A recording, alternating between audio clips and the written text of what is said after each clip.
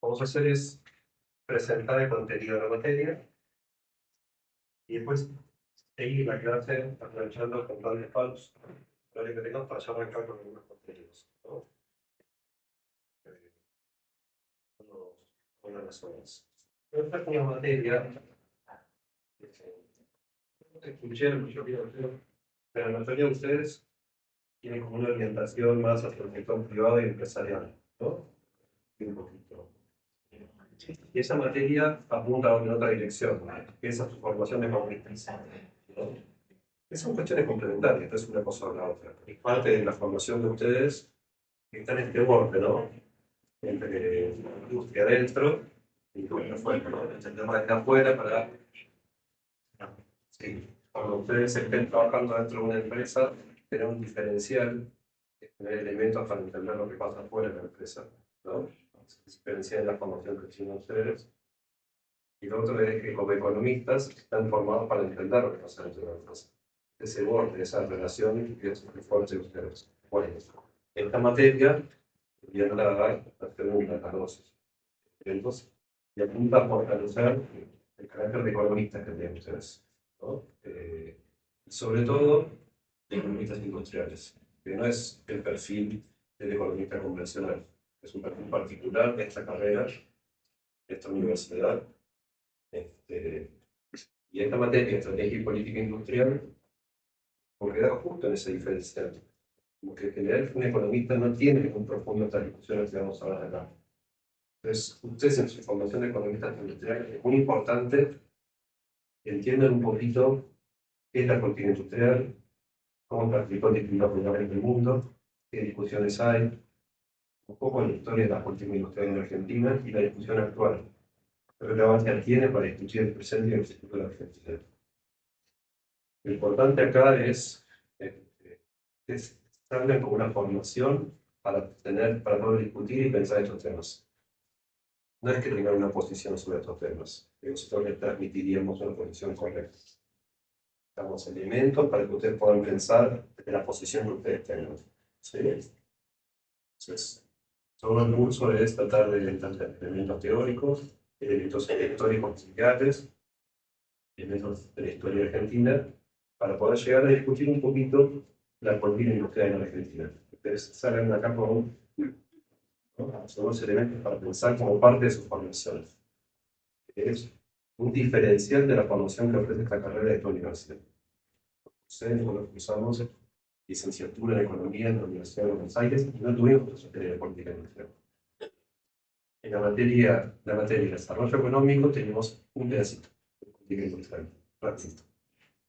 Entonces vamos a dar un cuatrimestre entero de cuento.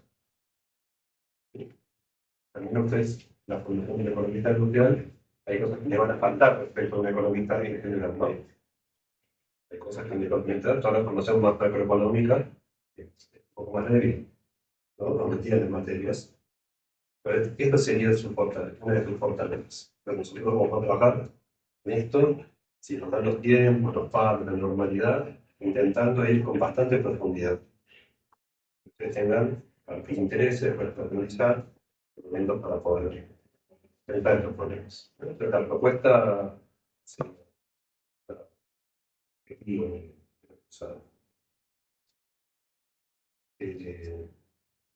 dicho esto, tenemos que empezar con la introducción. Yo empezaría con las palabras. Tratar de definir primero qué es la industria. ¿Dónde está la industria? Nosotros tengamos alguna comprensión. Acá está el fin del cuatrimestre de qué estamos hablando cuando hablamos de industria. Es una palabra que en sí mismo sufre una transformación, porque por el contexto donde se ha hecho esa palabra, es muy interesante lo que tenemos que definir, pues, el objeto de esta materia. Y luego, en esto de estrategia y política industrial. ¿Qué es estrategia y qué es política? ¿Cuál es la diferencia? Si vale la pena suspender esto, nosotros no, como siempre en la carrera, no inventamos ni el nombre de la materia, porque es de 2000, ¿no? Hace muchos años que tenemos esta materia, el programa un poco nos fuimos adaptando. Pero vamos a arrancar por ahí. Entonces, si yo les pregunto a ustedes, ¿Qué es la industria? ¿Quién me responde? Yo por lo que siempre me como que hay dos enfoques. Uno que habla más como de la industria como cualquier actividad económica de transformación y otra la industria más específica como el sector secundario.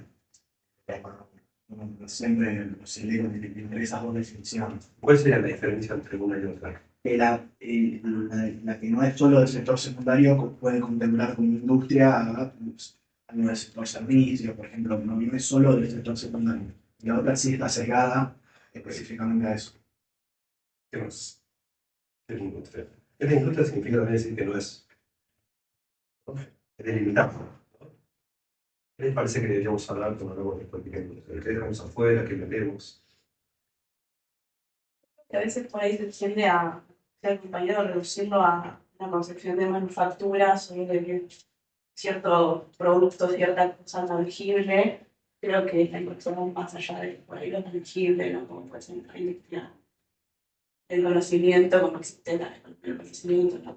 Pero, pero, pero no sé si es correcto hacerlo tanto de ahí.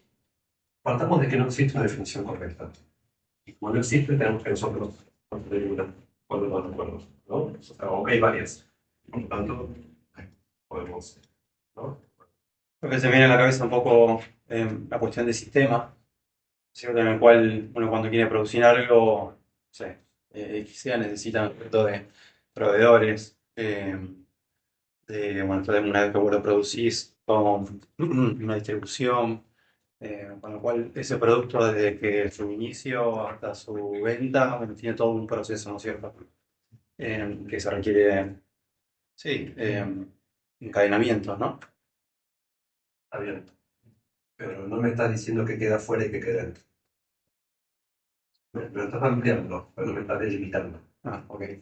Creo que sería dentro de la economía son un segmento que se diferencia de los demás por justamente el proceso que llevar adelante el trabajo en sí, que sería la producción de algo con mucho más procesos que los otros, por ejemplo, el servicio o sí, los servicios, ¿no? Los que más conocemos. Pero la diferencia, justamente, que para poder llegar a brindar eso que está por darnos, lleva mucho más procesos o procesos complicados o procesos con sus diferencias a la de los servicios. O sea, que es lo que no sería, es algo con poco valor agregado. Y, sí, para poder ser lo que es la industria, se diferencia totalmente, según yo, por los procesos que lleva. Software lo meterías o lo sacarías. El software. Tiene un elemento, pero se aplica a todas. Pero lo meterías en la industria, pues está afuera o adentro. Es delimitando. Software. Exacto. Fuera. Fuera. A mí me pasa cuando explica automáticamente asociado a manufactura, pero después, ahora que estoy hilando fino, digo, bueno, todo lo que sea creación de valor. O sea, todo lo que sea relacionado. Todo. Yo lo romantizo un poco, para mí la manufactura, todo lo que puedo tocar, pero me parece que el concepto abarca Igual hay creación cosas de que no valor. son manufacturas que puedes tocar. Y vos puedes tocar un grano de trigo. ¿No? Lo puedes tocar y no es una manufactura. Claro, Entonces, industria, ¿qué sería? La transformación, el proceso de transformación de una materia prima a un producto final. Esa sería una definición. Esa es una definición tradicional de manufactura. Con lo cual lo intangible queda fuera de eso. Por más que vos tengas un proceso de conocimiento, de transformación del conocimiento, Bueno, no queda fuera. Se supone que para transformar todo eso necesitas. sí. Ok, Bien. ok. ¿Qué más? Vamos a dejar afuera el software de la industria. Usted lo digo como una analogía entre software y hardware o No, software. El hardware está claro que está dentro. sí. No hay manos. Nadie discutiría eso. Pero sí tenemos que discutir si el software, porque si lo que dijimos recién, la materia prima transformada al ser un bien, el software no encaja también en el esquema. Depende de qué Pero contiene materia prima. pasa que si sistematizamos la manera de crear software, debería ser más fácil de cómo creamos software. Bien, ¿algo más? Hoy sí, quizás hace 50 años, esa definición se podía cortar un poco más tangible. Bueno, te propongo algunos elementos para pensar el problema. Que sería lo siguiente. Hay una división tradicional que es separar la economía en tres sectores. Eso surge en los años 40, entre los sectores, lo más importante, o el primero, el Clark, un economista norteamericano que hizo el esquema de los tres sectores de la economía. El primer sector es el sector primario. Se supone que lo que define el sector primario es quien produce la naturaleza. Entonces, vamos a sembrar una semilla y la podemos cosechar. Pero el proceso de producción es la fotosíntesis, y es el proceso mismo biológico, el que produce la biología. El hombre crea las condiciones iniciales y recoge la cosecha. El proceso productivo natural, ¿no? Cultura. También podemos pensar en la minería, ¿no? Esta energía, ¿no? O el petróleo, el gas, ¿no? Esta energía solar acumulada en la Tierra, la biología hizo el trabajo de acumular toda esa energía y lo que hace es que trae algo ya producido, no es que lo produce el hombre.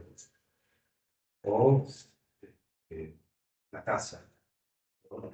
La casa se produce biológicamente, el hombre captura, pero no produce. Porque un bien primario se define porque el hombre interviene con su trabajo, pero no para producir, produce la naturaleza. Eso sería la definición de un sector primario. Entonces sería algo que históricamente se lo consideró que está dado por la naturaleza. Hay lugares que son más ricos porque la naturaleza produce más, pero no es algo de la riqueza del hombre. El hombre captura. El segundo sector, el sector secundario, como ya bien dijeron, es la manufactura, que se supone que toma los productos primarios del sector primario a través de un proceso de transformación material, convierte esas materias primas en un producto manufacturado en industria. Entonces, tradicionalmente sería esa la división dentro del sector productor de bienes, en el sector primario y el sector secundario.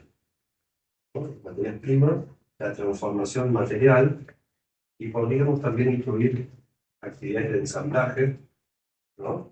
Que no es transformación propiamente dicho, ¿no? Que es ensamblar o implementar, coser, que no es transformar, es articular cosas, ¿no? De la transformación y la articulación de partes y componentes, ¿no? Una definición de manufactura. El sector terciario serían los servicios. Los servicios que lo que es son procesos productivos que no tienen un producto independiente. O sea que el trabajo no deriva en un producto. Hacer servicio y termina ahí, ¿no?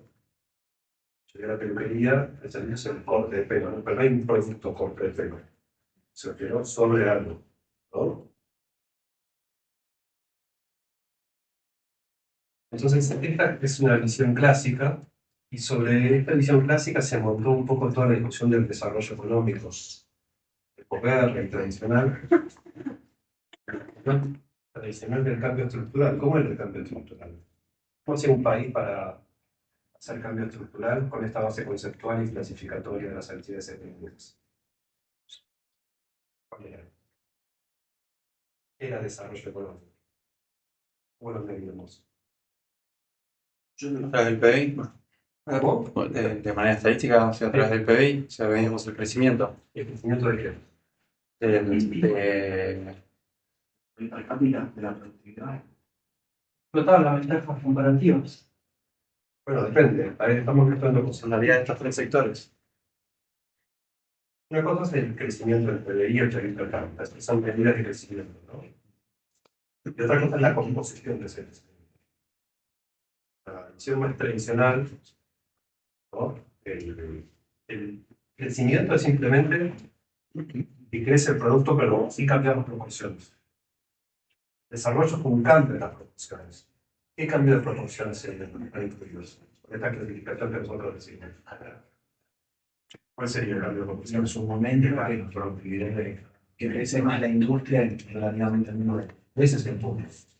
Tradicionalmente, el desarrollo económico tenía esta forma de clasificar a través de las cuentas nacionales y podíamos medir el sector secundario el peso por el PBI. Pues, teníamos crecimiento, pero teníamos desarrollo si ese crecimiento estaba acompañado por un crecimiento mayor de la industria, sector secundario. Entonces, industrialización igual desarrollo, igual aumento del valor agregado de la manufactura del PBI.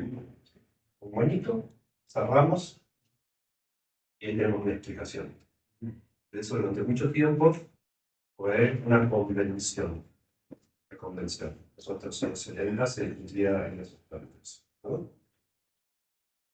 Y distintos de ventajas comparativas. Ventajas comparativas diría que si uno se especializa en lo que está relativamente mejor dotado, por ejemplo, un país como Argentina, en actividades primarias, va a converger sus niveles de ingresos con los países que se especializan en actividades industriales. Es distinto, es decir, cambio estructural. Contrario a la convergencia. La perspectiva de cambio estructural sería, dado que no hay convergencia, porque si me especializo en bienes primarios, puede ser que mi economía crezca menos, o mis ingresos crezcan menos que me especializo en bienes industriales. Dado que no tengo ese diagnóstico, yo voy a formar una industria, porque no me da lo mismo cualquier cosa, ¿no? Entonces, una discusión muy fuerte entre los economistas, los ortodoxos que decían, la asignación hacia el mercado, especializarse en lo que está relativamente mejor dotado, o en lo que es una decisión política.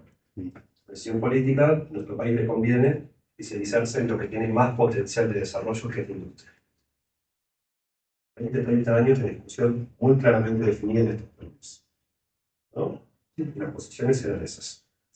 Todavía nuestra discusión está sobre la mesa, discutiéndose en la actualidad. Me parece que está mal planteado, porque esto es una discusión en términos distintos, digamos, históricos, que conviene empezar a repensar. Y esa forma de vivir las cosas nos conviene repensar.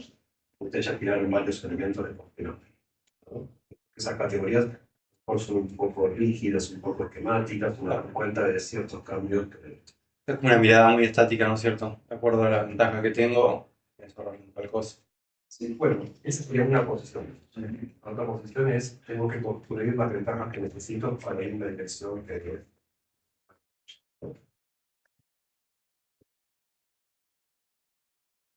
¿algo?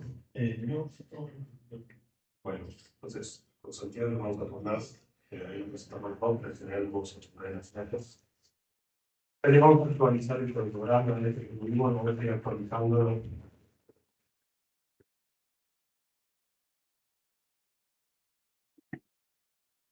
Bueno, es muy difícil.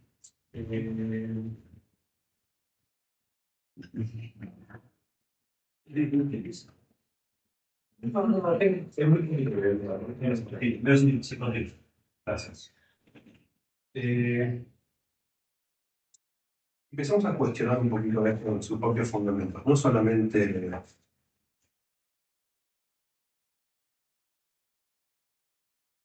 empecemos por mirar un poquito históricamente el problema. Hasta finales del siglo XVIII, el mundo era predominantemente agrario. Había ciertas manufacturas artesanales. Pero ahí tenemos la figura del artesano. El artesano era el tipo, el trabajador, que trabajaba con una herramienta. Su saber era un saber sobre la herramienta, sobre cómo usarlo. Se fabricaba. También es. Sí.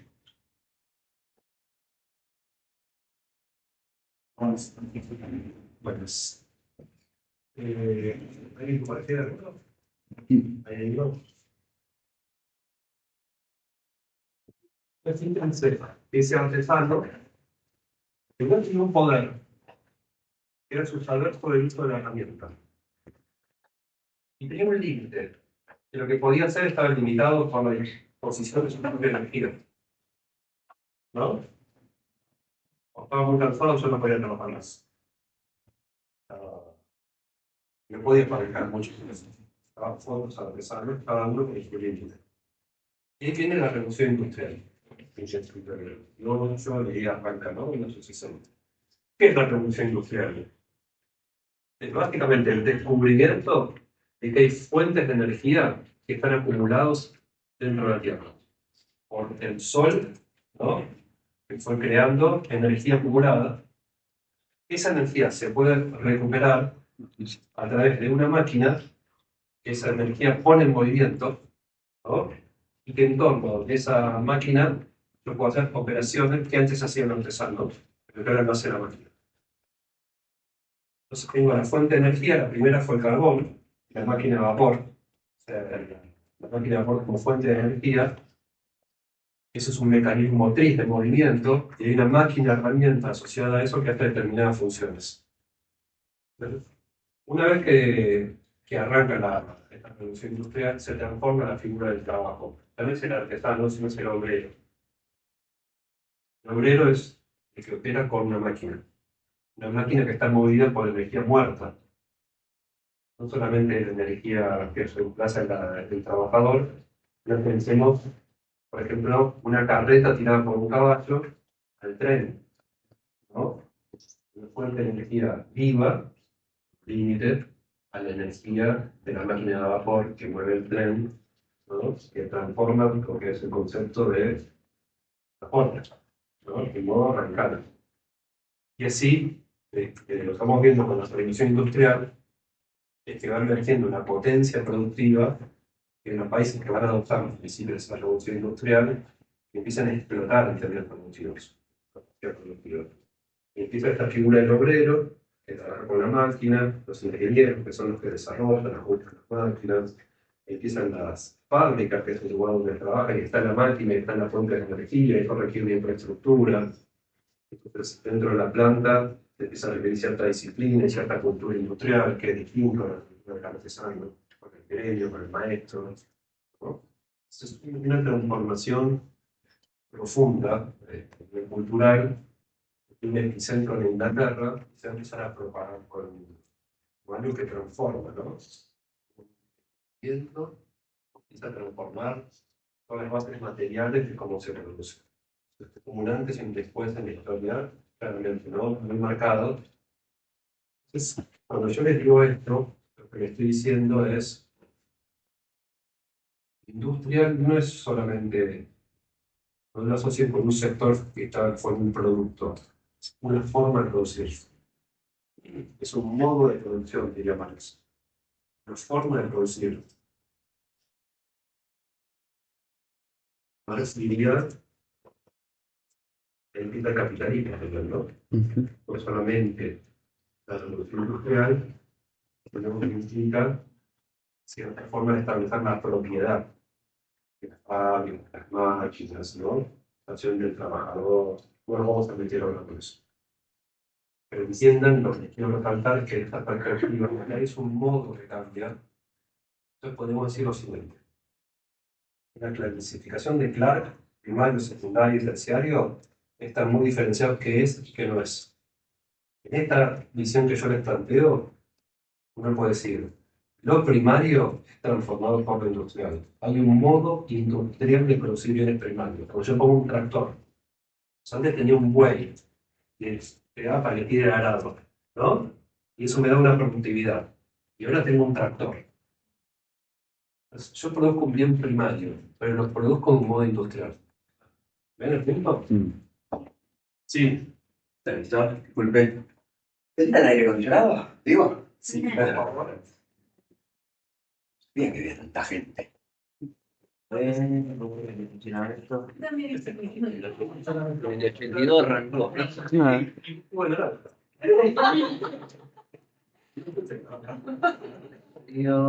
Es frío bajar. sí, sí, sí. ¿Te puedo pedir?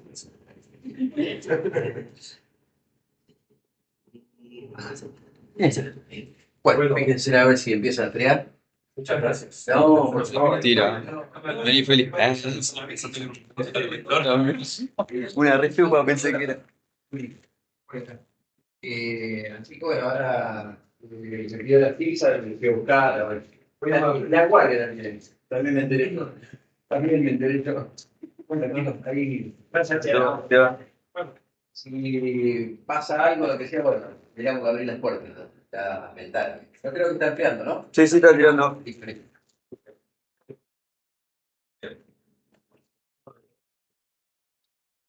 El plano nuclear no es solo un sector, sino una forma. No, hasta podríamos decir que sería un servicio, ¿no? Un servicio, pero que está apoyado en la periferia, aquí tienen las sillas, microfadas, energía, ¿no? No es la tijera del artesano, es el peluquero como artesano. O sea, hay un arte en manejar el ¿no? Yo trato de ir pero está transformado por la materia. Pero bueno, ahí está lo que es claro. Entonces, aplicamos esta tensión entre definir sectores, formas de producción. Aplicamos la cuestión física. Vamos a una ejemplo. Pensemos que a partir de los años 70, 80, estamos viviendo una transformación productiva muy radical. Algunos autores dicen que es casi equivalente a la revolución industrial, la que pasó hace 200 años. La industria es equivalente, ¿no? Estamos un poquito. ¿Qué sería lo nuevo, radical, revolucionario, formal? La emergencia, una nueva generación de máquinas cuya potencia productiva no está tanto en potenciar las capacidades físicas del trabajo, de mover, de empujar, de fuerza, sino en potenciar las capacidades intelectuales del trabajo. De orden, sentimiento, antes que habría que hacerlo, el límite de nuestra capacidad cognitiva, en parte podemos reemplazar por máquinas, ganar potenciar ¿no? nuestras funciones. Entonces, yo podía procesar con información antes de la computadora, tenía mis límites, ¿no?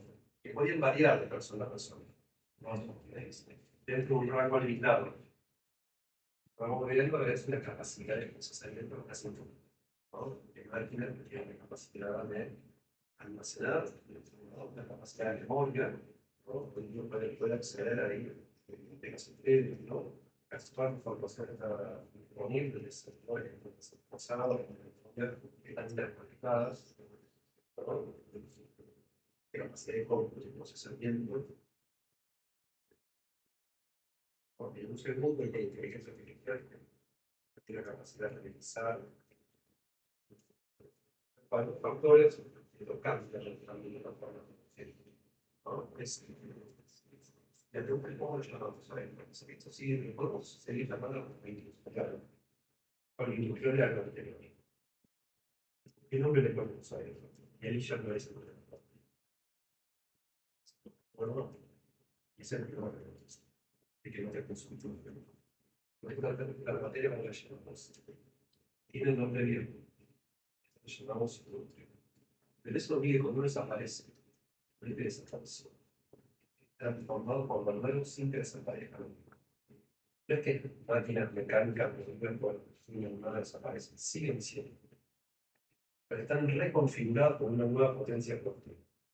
Si yo no voy a cambio, hoy en los años 60, en la actividad primaria, producido en modo industrial. Vamos a estar ¿no? Yo veo el tractor y veo los agroquímicos. ¿No? Por ejemplo, gas, fuerzas, pensar que se aumentar la productividad, muy mencionar, de hecho, la reducción, es una reducción verde que permitió alimentar para el periodo de la explotación creció por la potencia de los fertilizantes aplicados a la tenemos fertilizantes químicos el exceso de químicos favorece mucho más por el exceso de químicos. Siempre es una conveniencia. Muy utilizado, es un problema de táctil. Siempre es una potencia de sentido. El tractor, que es la fuerza, la máquina motriz que mueve. Vamos a cargar el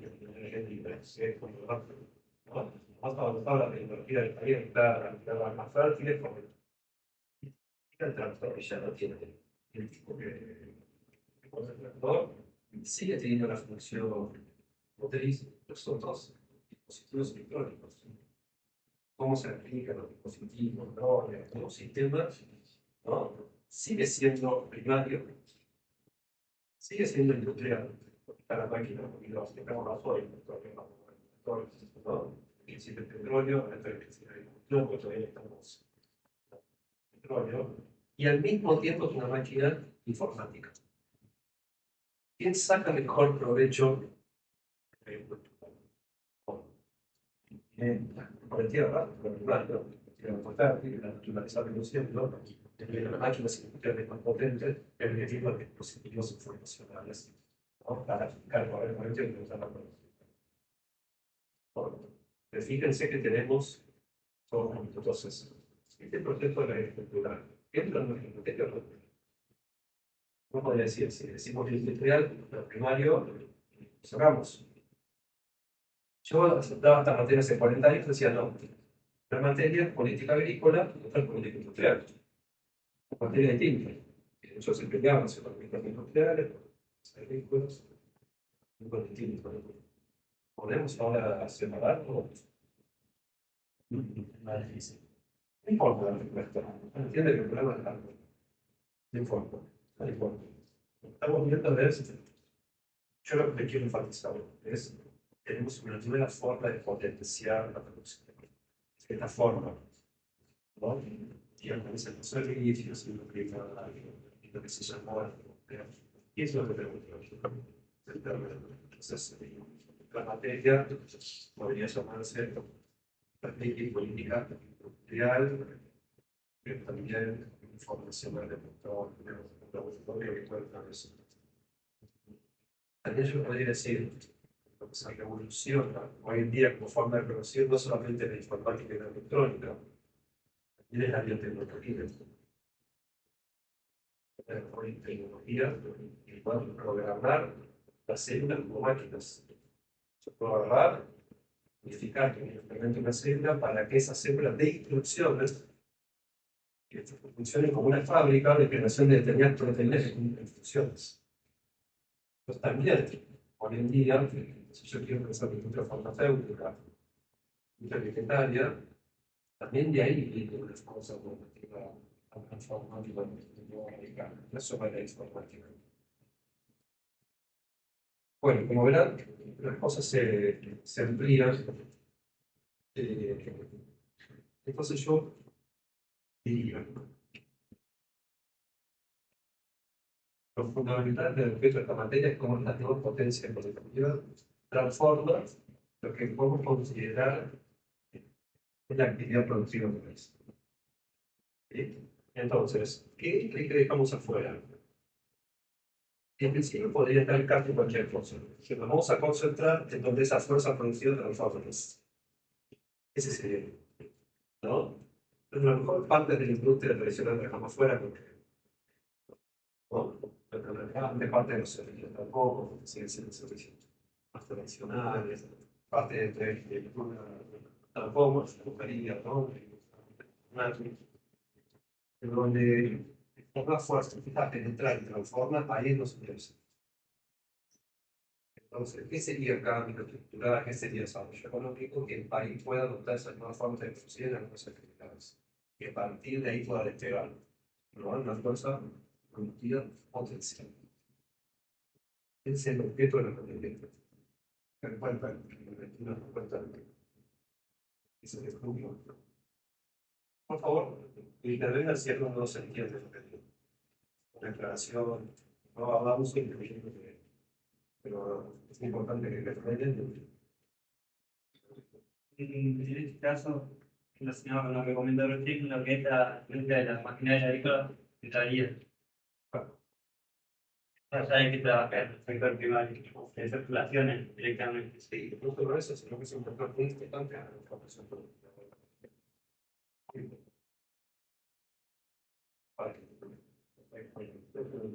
Es decir, la política industrial encuentra una maquinaria agrícola la producción de frutos, vamos a decirlo de esta manera.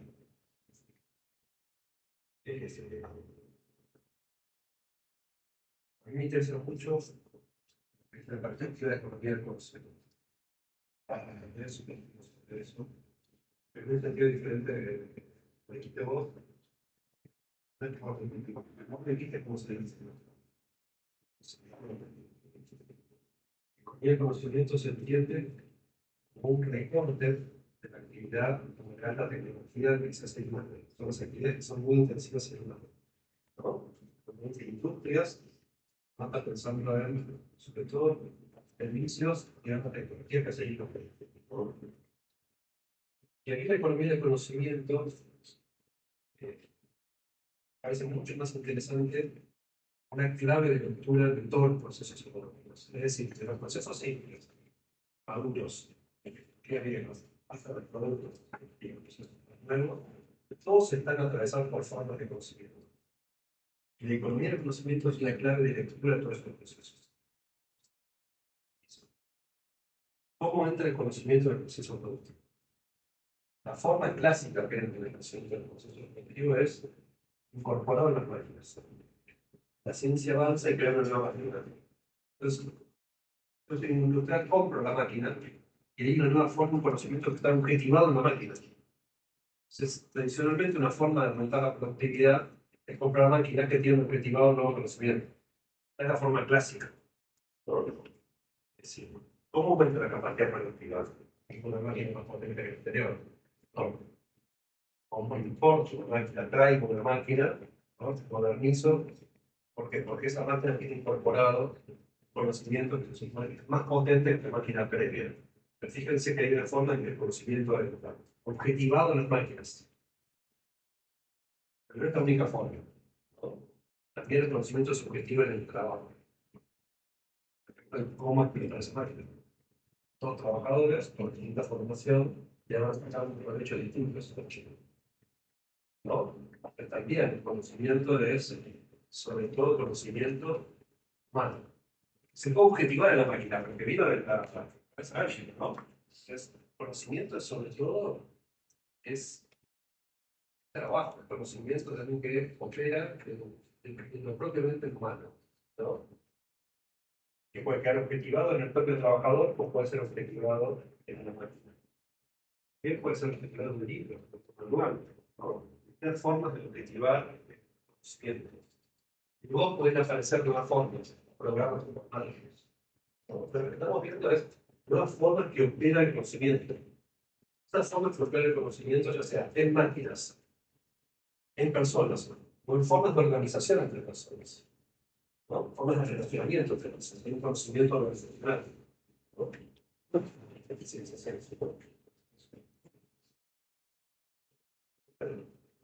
A vos te interesa eso, ¿no? Sí, bueno, más que es lo de la acción, de planificación. Claro, y conocimientos sobre la forma que realizan los trabajadores para producir.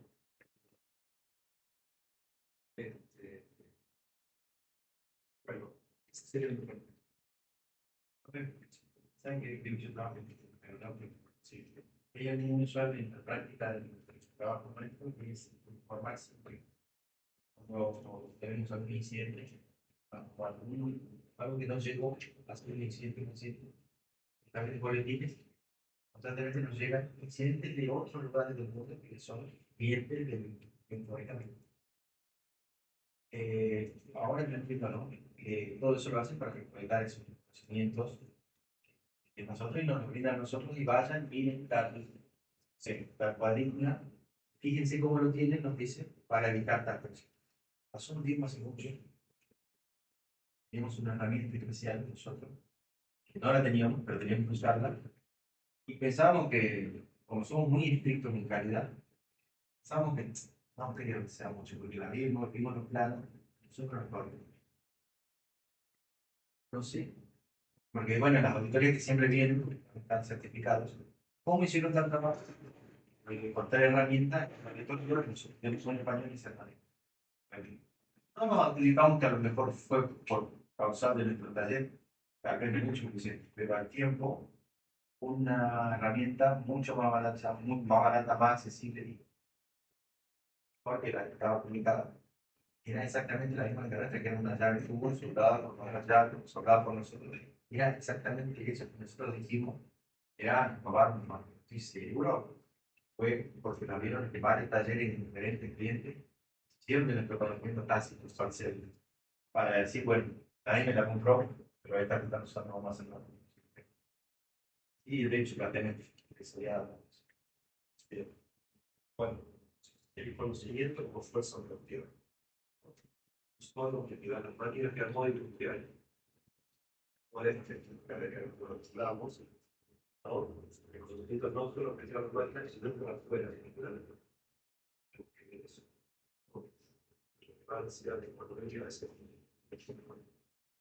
Y vamos a ver, por lo tanto, este conocimiento se genera en sistemas. Tener empresas, una organización que opera en un sistema. Pero también tenemos que salir un poquito de la empresa para ir a ver el sistema. Porque parte de los conocimientos fluyen por fuera de la empresa. Atraviesan a la empresa, pero circulan por afuera. Por ejemplo, entre empresas, entre universidades, entre empresas, entre organizaciones, en un territorio. Vamos a ver que buena parte de la política industrial es que produce y construye el territorio, que produce el conocimiento. Hay empresas que se apoyan en ese conocimiento para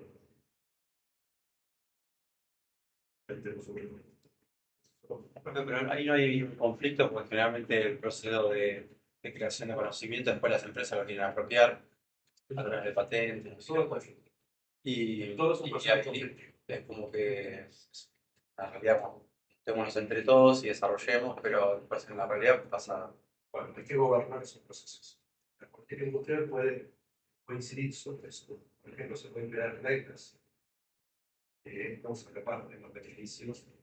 Por ejemplo, el CONICET desarrolla la tecnología que se la transfiere a la empresa. La empresa con esa tecnología produce como diferente. La empresa le paga regalías. Bueno, ese sería un modo. ¿No? Después hay formas que es muy difícil de calcular. Y después lo que vamos a ver es que un sistema que produce conocimiento es bueno en la medida en que produzca cosas que en principio nadie captura y puede capturar. En un país porque hay dos cosas para capturar. Por ejemplo, cuando una empresa se va a ubicar en un lugar donde haya buena formación, porque quieren tener que sus empleados tengan buena formación, ¿no? Pero van a ubicarse en un lugar donde haya, ¿no? Ahora nos vamos a meter con más detalles. Quiero decir es que hay una relación entre la producción de conocimiento, por eso la capacidad de producir mercancía, producir material económico. En la nueva potencia que tiene la relación entre eso. No solamente lo que estaba centrado antes en las máquinas, procesos industriales, máquinas.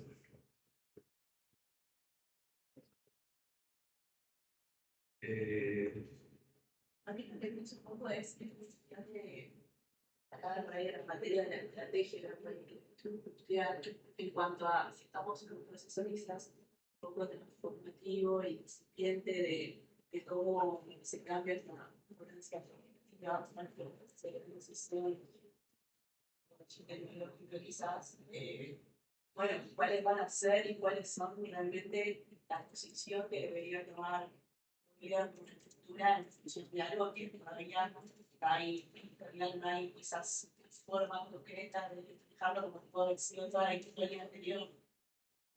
Y bueno, cuáles son ahí las variables observables, las cosas a tener en cuenta para realmente no quedar en ese desagüe. Bueno, lo que dice que nos lleva directamente a la segunda parte de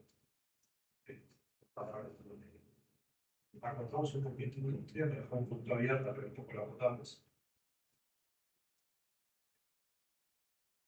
porque ahora decir, como el del Estado es una política pública que la materia que tiene como política pública, pensando desde el Estado. Puede ser el Estado nacional, puede ser el Estado provincial, puede ser el municipio.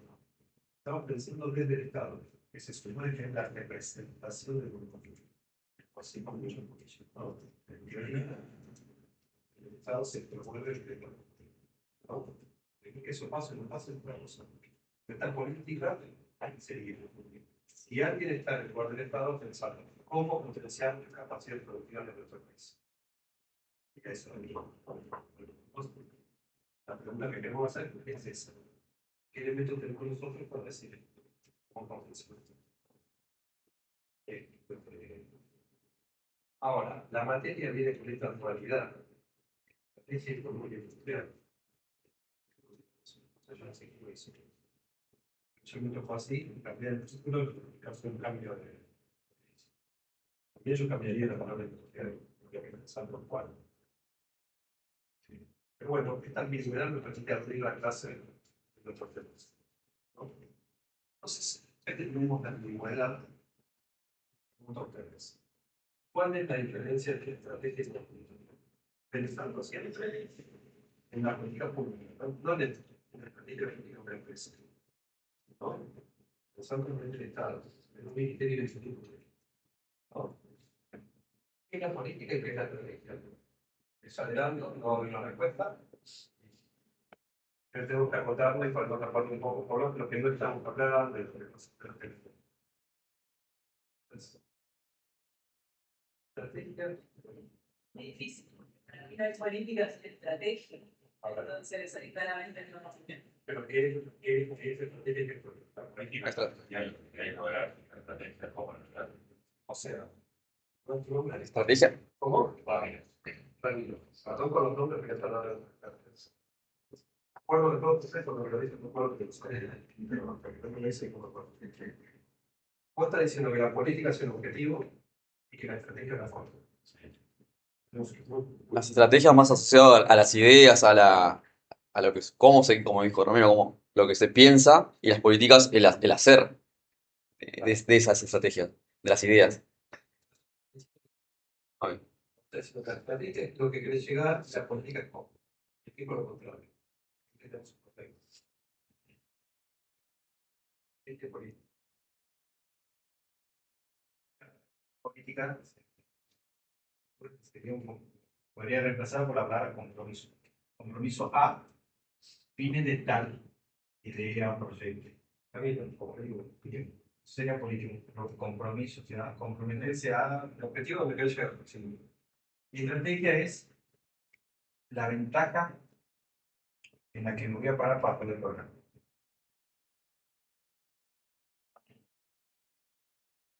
Entonces sería un grande, pero no hay un camino, sería un plan. Lo que estrategia sería la ventaja en sí. ¿En qué punto soy fuerte para poder lograr llevar a cabo lo que necesito? La política sería un compromiso irrompible, ¿vale? Teníamos que seguir este compromiso para poder lograr. La política, o sea, son dos caminos separados. Política es un compromiso y la estrategia es ese algo en el que soy fuerte.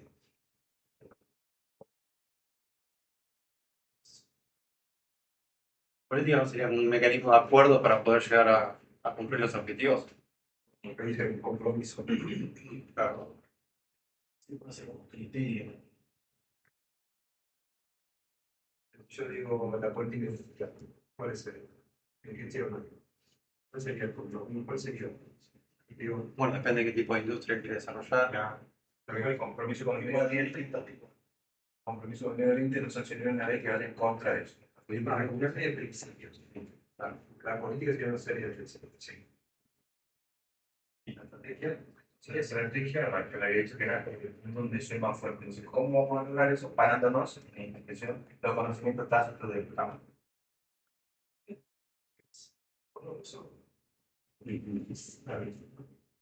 No, yo pienso que la estrategia es más el qué, o sea, qué cambio estructural quieren hacer después. La política sería el proceso de transformación, o sea, cómo lo llevo a cabo. Si perdimos todo el tiempo haciendo instituciones, Confuso. Entonces, lo que todo es una comprensión.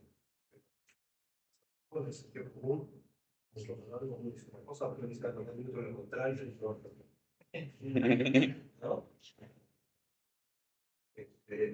A mí lo que se me ocurre es que una forma de resolverlo sería una forma que nos diga que no. Porque ¿qué y cómo sería? El cómo. Es decir, que no nos aporta demasiado eso para pensar el problema. Y hay otra forma que me parece que nos aporta un poquito más. Uno podría pensar la política industrial, como todas las iniciativas, medidas, eventos que dirigen directamente a transformar la actividad productiva del país. ¿No?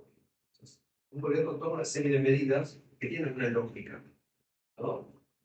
La política sería la lógica de un juego para promover el desarrollo productivo del país, o el desarrollo industrial. ¿No? Son las medidas directas. Esa sería como la política industrial. El gobierno dice un régimen de promoción industrial. Voy a dar incentivos a los que inviertan en la industria. Le voy a dar la reducción de impuestos a los que más invierten. ¿No? De la política industrial uno puede ver las medidas. ¿Qué sería la estrategia? La estrategia sería que no solamente el gobierno tiene una política industrial, tiene una política de ciencia y tecnologías, tiene una macroeconomía, tiene una política exterior, tiene una política de defensa, tiene una política de salud. Articular todas esas políticas para que tengan un efecto sobre el sector productivo. Ahí a lo mejor podemos hablar de estrategia. Es una articulación de un conjunto de políticas que afectan a la industria de la productiva. Y la política industrial es la específica, ¿no? Es la explícita, es la que se propone eso, que no puede tener, que tiene efectos distintos si no se hace en el marco de la estrategia. Entonces, ¿qué estoy diciendo? Si yo quiero desarrollar la industria farmacéutica, puedo tener que invertir a lo mejor las máquinas, en cuestiones regulatorias, pero a lo mejor la clave de la política industrial es la compra pública de medicamentos, que es la política de salud, para hacer la demanda, ¿no? Las vacunas que va a dar un país. Compra una multinacional extranjera y aprovecho eso para desarrollar la investigación de negocios. Eso es la política de salud. Ustedes saben que para una política industrial, la política industrial, y articular con la política industrial. Cuando yo digo estrategia es pensar en varias de estas dimensiones del efecto de pensar en lo productivo. Sí. Entonces yo digo, está bien, es una forma de realizar el negocio. Como puede servir en un momento de la materia, que no vamos a estar todo el tiempo de crédito. No, vamos a ver eso. No, estoy pensando un poco con el discurso de que, o la corriente liberal que hoy en día, ¿no es cierto? Diría todo lo contrario, o sea, porque vos de esa manera estás estimulando, ¿no es cierto? La generación de una industria o de un sector. En cambio, ahora es como que la corriente es, o la otra corriente, ¿no? Es indica que las industrias se asienten de manera sola, ¿no es cierto? Y ponen la idea del desapego y la vuelta. Quiero aprovechar la pregunta de la red, que es muy pertinente, para proponer que hagamos un empleo. Y después empezamos a la segunda parte a ver fundamentos teóricos. Uno es el que dice la práctica. Y otro es el que vamos a sostener el mismo modelo que estratégico tiene la creciente cierta materiales, proporcional, no tal cual el 7, que permite que los exámenes van a ser presenciales, con las fechas, la impresión de cuadros y otras cuestiones.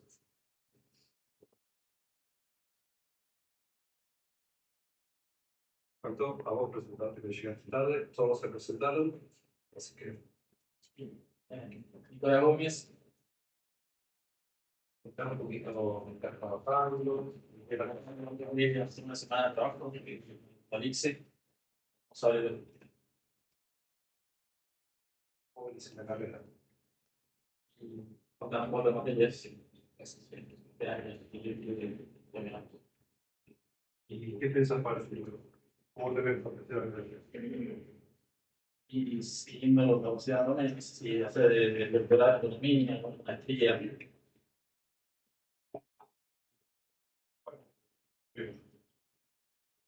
Bueno, eh,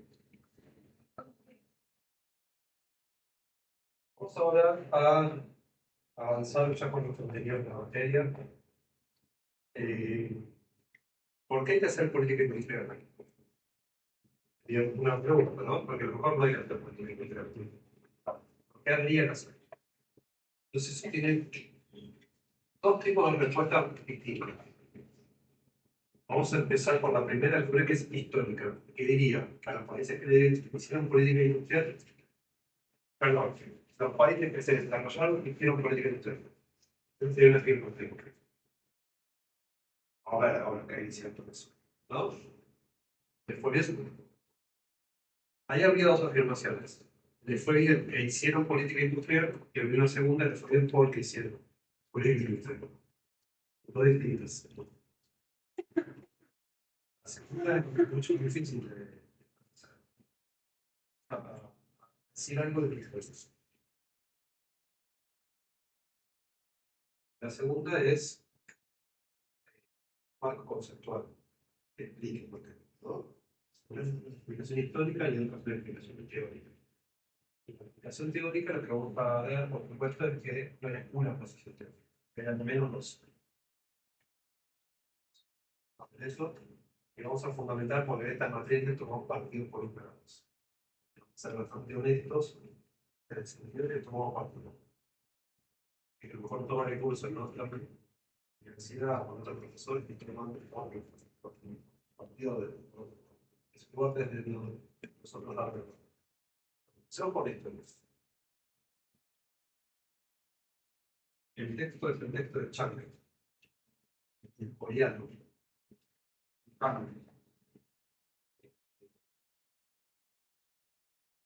Trabaja en la Universidad de Cambridge. Este hizo muy famoso porque explicó el caso coreano. Fue el caso tal vez más desilusión de políticas sociales. Cuenta el más famoso, uno de los más importantes del país, relativamente subdesarrollado. Era 40 años de los altos. ¿No? País que en los años 50 era más pobre que Argentina, claramente más pobre, todavía precada, sus niveles de salud, de relación, un país que estaba atrás. 50 años después, da algo de la vanguardia tecnológica nuclear, Samsung. Varias cosas más, un país que. Y este coreano ya, que se explica cómo hicieron, ¿no? Es famoso por dar una visión bastante consistente de eso. Además, este Churchill, en Cambridge, en Inglaterra, escribió sobre política industrial y escribió texto se tradujo al castellano como patada a la escalera. Es conocido antes de estos términos. Bueno, todavía no es de Chang, es del economista alemán Friedrich List, que es el economista nacionalista alemán del siglo XIX. Pero uno de los primeros en el siglo XIX. Dice que es como el teórico de la industrialización.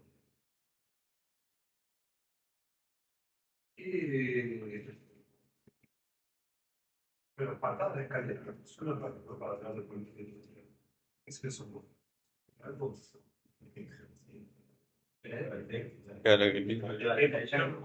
sí. Es el argumento principal del texto. hacer producción.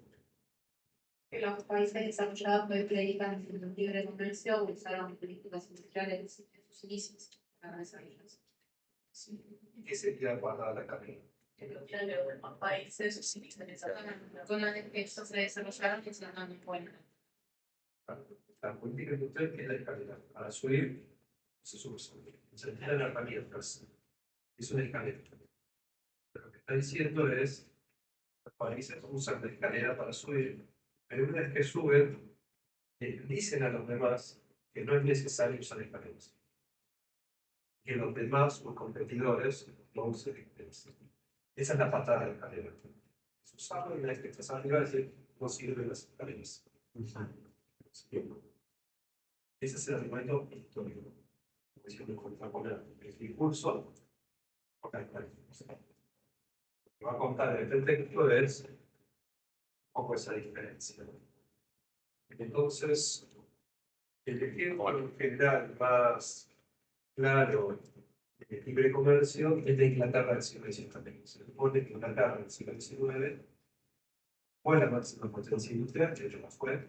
La revolución industrial se dio centralmente en Inglaterra, ¿no? En Inglaterra fue el centro de las ideas liberales, ¿no? Del libre comercio.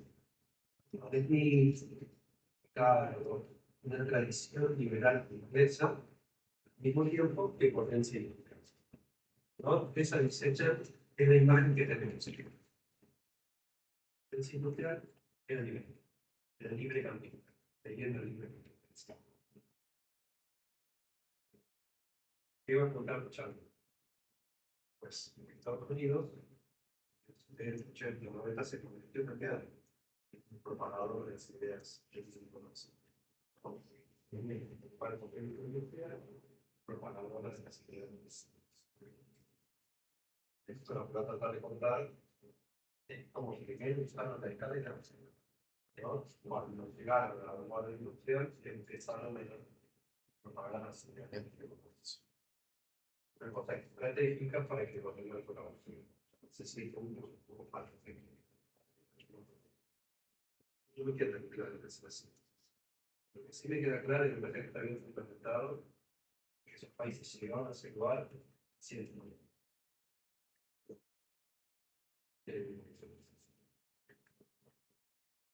bueno, fue la política industrial.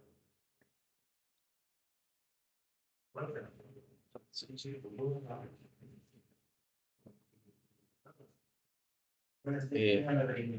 una, bajar la escalera de la alimentos, hacer la exportación de granos, bajar el precio de los alimentos. Eso se supone que es el argumento liberal. La tierra se desarrolla cuando pone la ley de granos que permite comprar baratos alimentos contra los intereses de los rentistas agricultores de Inglaterra. Entonces, en un relato más del libre comercio, Inglaterra fue potencia cuando abrió su economía y rompió el monopolio de la agricultura de los terratenientes ingleses. Empezó a comprar trigo en Argentina, Estados Unidos, ¿no? Eso permitió bajar los precios. Ese es el argumento que vemos ahora, ¿no? Abrimos la importación para bajar los precios. Pero la ley de cereales, siglo XIX, es una ley liberal para bajar los precios, para tener alimentos baratos, para alimentar sobre los industriales.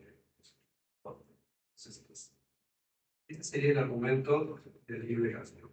Lo que dice Chan, que antes de eso ocurrió, entonces, para referencia a la manufactura, toda la historia es la parte de Inglaterra de lo que se conoce como la historia mercantil. Antes de la revolución industrial, estaba lo que se llamaba capitalismo mercantil.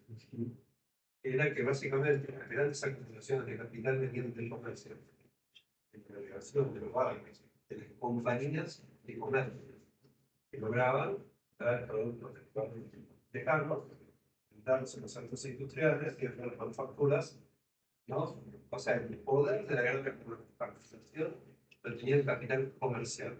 Todavía no había capital industrial, no había revolución industrial. Entonces había talleres, artesanos, que hacían manufacturas, Las grandes acumulaciones eran de capital. Entonces, en la política mercantil eran regulares ponerse, sobre todo. Sí. O sea, se encuentra, ¿no? Toda una sucesión, por ejemplo, en todo lo que es la industria de los tejidos, ¿no? Que era una industria muy importante de la Revolución Industrial. Entonces, Inglaterra exportaba el alimento, ¿no? Y empieza una sucesión de leyes. Primero prohíbe la importación de tejidos de lana. Y ese es el sentido, ¿no?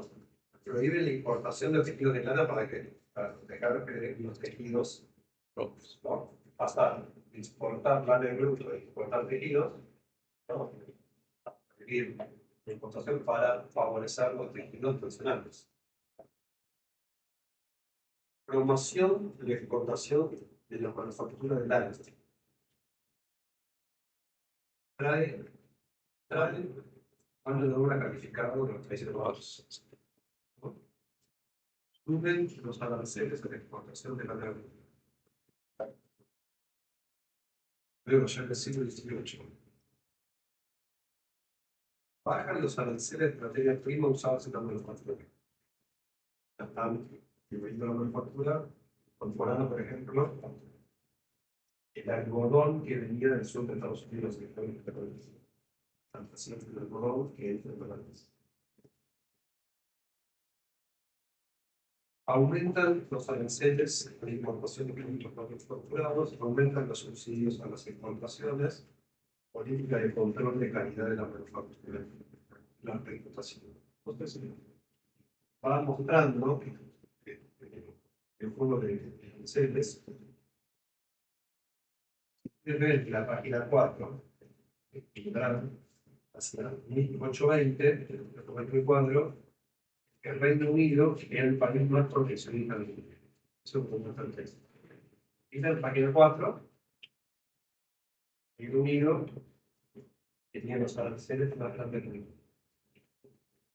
Luego, en 1875, cuando el proceso de industrialización de las construcciones era realmente liderazgo, bajó a cero. 1875 es cuando Inglaterra cambió la economía. Primero, si uno mira 1875, y cuál es el país que tiene los aranceles más altos, el que lo tiene es cuando más. ¿Cuál es el 1875 el país que tiene los aranceles más altos? Inglaterra ya era la potencia y cambio. Por tanto, Estados Unidos es el país más proteccionista del mundo, desarrollando su capacidad industrial, hasta que después de la posguerra, solidaridad, es más funciones. Entonces, se ve el fíjense, por ejemplo,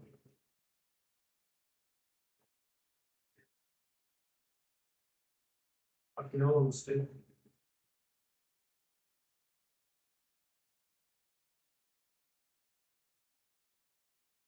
Ustedes saben que en 1860, 70, una guerra civil en Estados Unidos. El norte esclavista y el sur esclavista. El sur esclavista tenía plantaciones de algodón para la industria textil. Nosotros exportábamos trigo, carne, bien principalmente, exportaba algodón. Y exportaba los tenía un sistema esclavista. Se da la guerra civil entre un norte industrialista, liberal y enseñar políticas, pero porque el extremismo económico, porque el más liberal y económico, más conservador de lo político, es un poco posible para todos los políticos. Que es lo liberal. Y si esta guerra civil la da por el norte. Se contiene es una confrontación con Inglaterra. El esquema de complementariedad de exportar bienes primarios para exportar bienes industriales. Y Estados Unidos pone barreras en la importación de bienes industriales de Inglaterra. Eso es lo que se ve en el cuadro, ¿no? A partir de 1875 a la protección. Fíjense, esto que hemos visto en la página 11, un discurso del presidente de Estados Unidos de esa época, dice que tomamos muchos de los militares que habían tenido los generales de la guerra, cuando se la guerra civil. Él fue presidente de 1878 y 1876. Eso es lo que dice. Durante siglos Inglaterra confió en medidas de protección. Las llevó al extremo y obtuvo resultados satisfactorios. No cabe duda que ese sistema de su fortaleza actual. Las dos siglos Inglaterra han encontrado conveniente adoptar el nivel con la respiración, lo que la protección ya no tiene nada que ofrecer. Muy bien, caballeros. El conocimiento de nuestro país me lleva a pensar que en un par de siglos, cuando América haya obtenido todo lo posible de la protección, para adoptar el nivel de protección. Siguiente.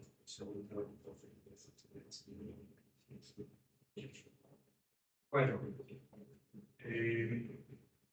no voy a profundizar mucho más en esto, el texto que se entiende en sí mismo no puede dar cuenta. Simplemente para ideas están en el texto de casa. La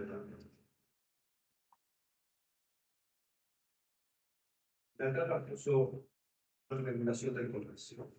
Hizo otras cosas más, por ejemplo, lo que yo dije de la regulación, contraer mano de obra calificada, con medidas. Posteriormente, promover las exportaciones y regular las importaciones. Estados Unidos, en fin del siglo XIX, principio del siglo XX, la principal herramienta fueron los aranceles. Bien. O sea que la política industrial no es política comercial. Casi que se reducía a una política comercial de protección. Lo que va a contar, ya en ese texto, es que durante el siglo XX, otros países que tienen un desarrollo muy fuerte son de desarrollar otros elementos. Pues habla de Alemania, habla de Holanda, habla de Suiza, donde no solamente tiene algunas restricciones comerciales, sino que trabajaron bastante en el desarrollo de la tecnología, en promover el desarrollo de la tecnología. Como cosas más específicas, la política industrial no es comercial. Quizá Alemania, Suiza y Holanda, pues, los países vecinos que necesitan comunidad. Industrias,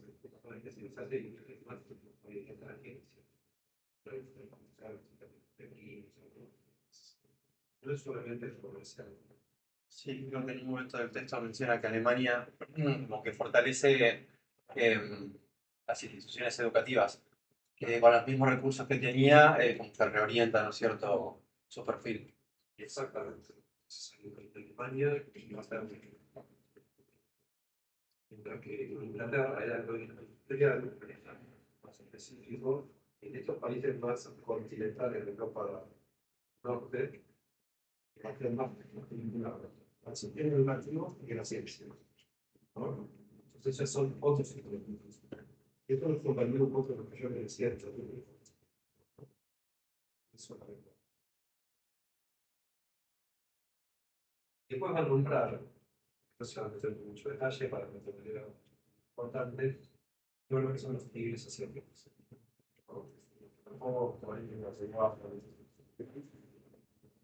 Ya lo vamos a ver con detalle, porque es muy importante para nosotros. Pero hay un nivel de sofisticación de las teorías muy impresionante. Porque no están haciendo. Es decir, que la política industrial no es protección. No es decir, yo voy a crear mi industria en la medida en que no se exponga a la competencia de unidad. Porque otros ya están muy consolidados. Yo quiero competir y otros están muy construidos. Si no, no voy a poder competir. Entonces, primero proteger, desarrollar capacidades y luego poder competir. Ese sería el argumento de la protección. Pero lo que vamos a ver en esos países, sobre todo en Corea, son políticas muy sofisticadas, no solo de protección, sino de promoción. ¿Qué quiere decir? El caso de Corea va a ser emblemático y vamos a detener. Vamos a tratar de mirarlo más en detalle. es que la política industrial fija una serie de metas que las empresas tienen que cumplir y a las que cumplen se da una serie de licencias. Si no lo cumplen, sacan las licencias. ¿Qué fue lo sofisticado? La forma de articular metas y de controlar el cumplimiento de las metas. Es muy sofisticado. Yo te doy cierta protección del mercado interno si vos te importás más. Te importás más esa con la protección. Es decir, doy cierto mercado garantizado en la medida que vos vayas construyendo capacidad productiva y mejorando tu productividad. Si vos tomás el mercado protegido de una forma de no competir, te lo sabes. Es una forma de dar incentivos muy fuertes a la inversión de la comunicación capital, pero al mismo tiempo poniendo un control muy estricto de que eso siga para eso. A medida que eso no funciona, le sacan beneficio. Es un ejemplo, sobre todo la discusión, si en nuestra cultura eso sería posible. En nuestra cultura se te ponga un incentivo de poder sacártelo. La cultura de eso sería un sospechoso, ¿no? Y que pueda haber el Estado, pueda jugar ese papel. Esa es como la articulación entre el Estado y el capital, ¿no? Y las empresas, ¿cierto? Claro, pero en los países de las experiencias previas se estableció la industria.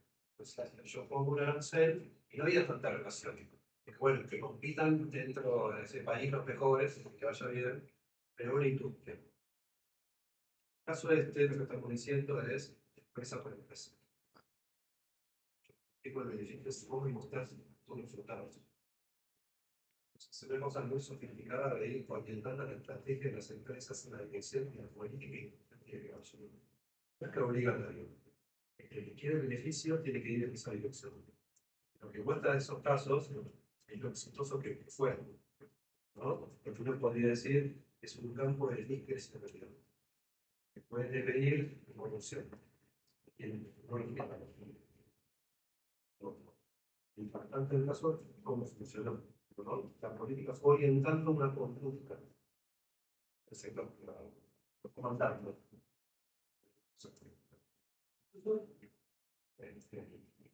Que no tenía controles de transparencia que hacer dictaduras, hacer gobiernos.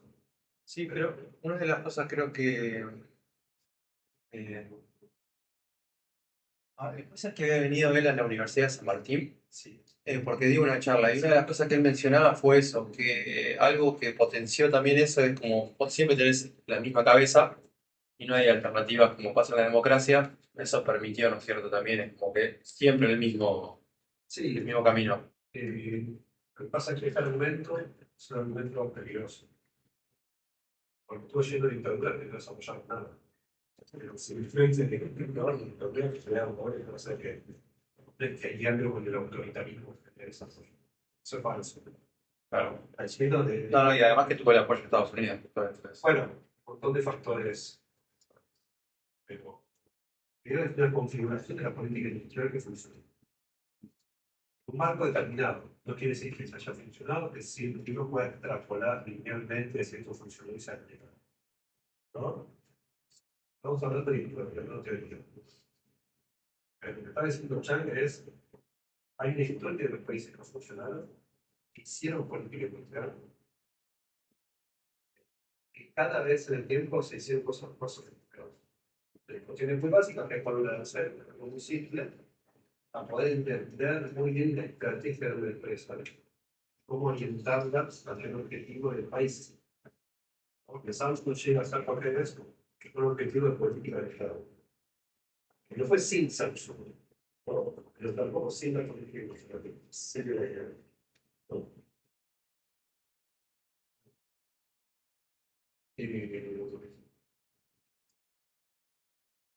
Incluso muchas de esas empresas se van reconvirtiendo en el proceso. Exactamente. Las estrategias y las políticas. Por ejemplo,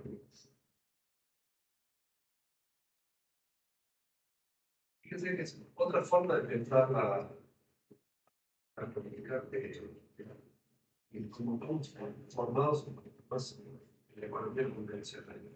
Supongamos que tenemos una industria de 100 tiene escalas muy altas, ¿no? El mercado tiene el tamaño para 5 empresas, ¿no?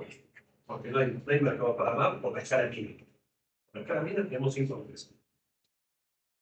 Tenemos una recesión prolongada en la de que la demanda va a caer, que por lo tanto da lugar para 4 empresas, no para 5.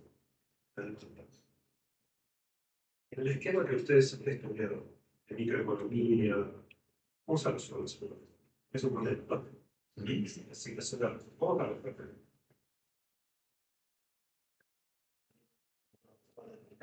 ¿Cómo es el proceso? ¿Cómo es el proceso para que salga un? O sea, se empieza a vender menos. Si todos venden el mismo producto, O sea, todo se desgasta. ¿cómo? ¿Cómo es el proceso de desgaste? O sea, queriendo sobrevivir, todo baja los precios. Claro. Todo se lo Menos que un mecanismo de ajuste de precio y cantidad. todo se valora los resultados. Se va a bajar la rentabilidad, empieza una competencia progresiva, ¿no? Para quien aguanta, que tiene espalda financiera, empieza la cosa. Hay que vender. ¿Quién no vende? El que uno quiere. O sea, ¿no? Tiene una forma de resolver el problema. ¿Cómo lo pensaban los coreanos? ¿Qué hacían?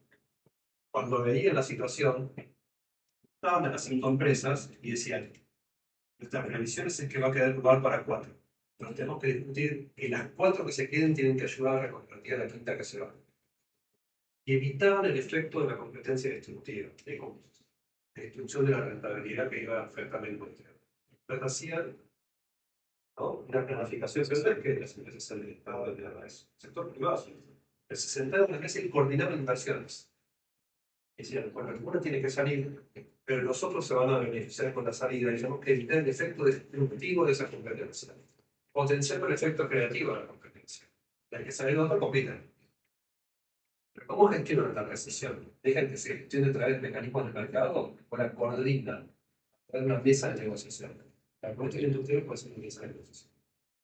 Todo el tiempo estamos en el problema si se defiende el bien común o se está capturado con las elecciones.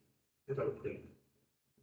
Parte del problema, ¿no? Una contribución que cae la política industrial, dice: es mentira que estoy pensando en el bien común, ¿no? Entonces, siempre la sospecha de que esto se hace para la justicia. O sea, diría todo el tiempo.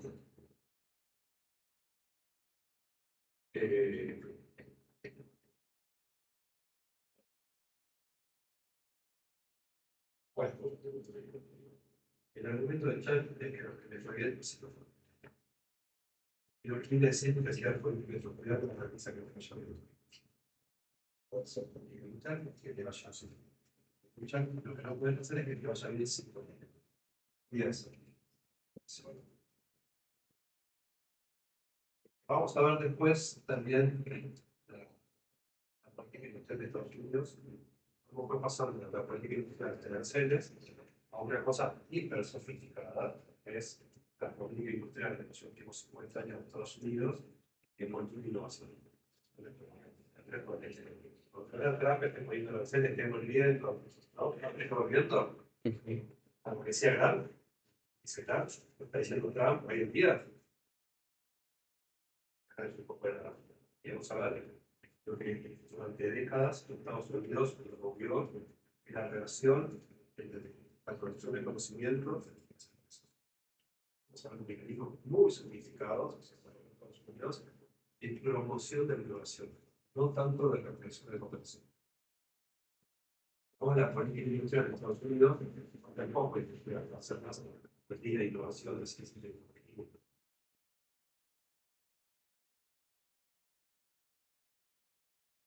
Por supuesto, vamos a ver que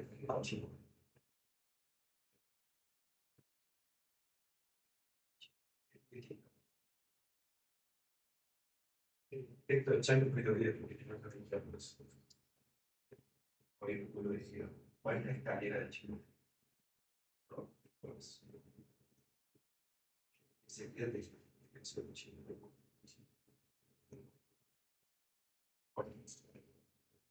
Lean lo que no leyeron Chang. Lean, están refutando algunos hechos históricos importantes, son contextos de nuestro material. De vuelta, la historia no explica en el sentido de que no es teoría de Estados Unidos, son contextos de cosas. Pero vayamos un poco a la explicación de los textos. Esta no es una materia de teoría. Teoría que se piensa en eso. La materia de cuestiones. Pero quiero traer un poquito de la discusión de vivos.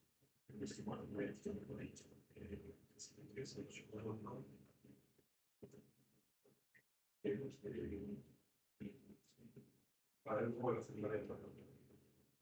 Lo primero que les quiero decir es falsa la idea de que las visiones más ortodoxas de la economía dicen que no hay que hacer política. Eso es falso. Por lo menos, esto que pareció de los libertarios, que se encuentra con monopolio, ¿no? Es una posición bien bastante marginal dentro de la teoría neoclásica. Si lo metemos con la teoría neoclásica, la teoría dominante del pensamiento ortodoxo, a pesar de lo que el sentido común dice, bueno, lo que no dice que hay que hacer política. Dice que hay que hacer política solamente en el caso donde hay fallas de mercado. Pero cuando hay fallas de mercado, hay que hacer política. Entonces, porque vamos a tener, en realidad, que vamos a tener dos fundamentos de la política industrial. Una, la orientación ortodoxa, que dice solo se hace política industrial cuando hay fallas de mercado para resolver las fallas del mercado. Esa sería una posición. La otra posición, en la que vamos a sostener esta materia, no es que el problema es que el mercado falla. El problema es cómo hacemos cambios estructurales. Y no tiene que ver con que el mercado falle o no funcione. Tiene que ver con cómo operamos sobre el mercado cuando falla y cuando no falla. O sea, una dinámica del mercado. Entonces quiero plantear esta diferencia. Van a ver las diferencias conceptuales. ¿Cómo se relaciona esto que yo les digo con lo que le dije al principio de la fuerza productiva que tenemos? ¿No? La extinción de un objeto. ¿Saben qué es una falla del mercado? A esta altura ustedes seguramente lo vieron varias veces. Yo no lo de esto. Pongamos un poco el concepto de otra materia, que habla también de la cuestión de las materias. El final de la carrera se viene con ellos. Yo diría que es una asignación de recursos equilibrada solo representando no llega a un resultado óptimo socialmente.